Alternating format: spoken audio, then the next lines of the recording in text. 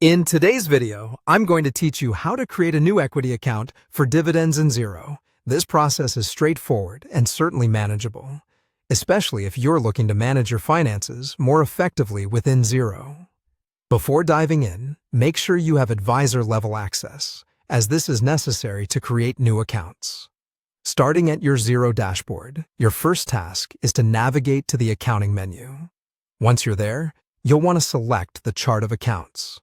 This is your destination, the central hub where you'll be managing and organizing your financial accounts. The chart of accounts is essentially a list of all the accounts that Xero tracks and categorizes, everything from assets and liabilities to equity.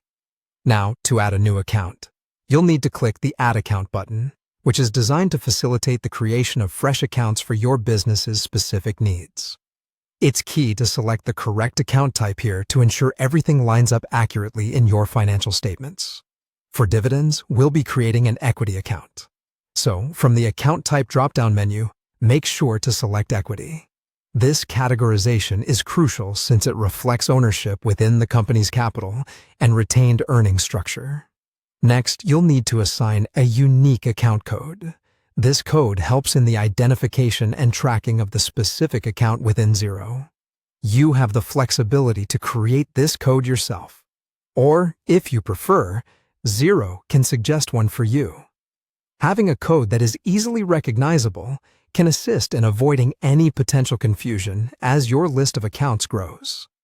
Moving on, in the name field, you'll want to enter either dividends or dividends declared. This is the label that will appear in your reports, so choose the term that best reflects your business's accounting needs or terminology. Adding a description is optional, but it can be a useful field for including further details about this account, details that might be too lengthy or complex for the name field alone. A critical aspect to note for tax purposes, make sure the No VAT option is selected.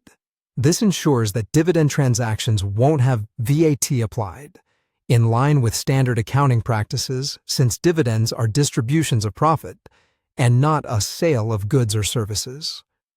Finally, after reviewing all the details you've entered to ensure accuracy, click Save.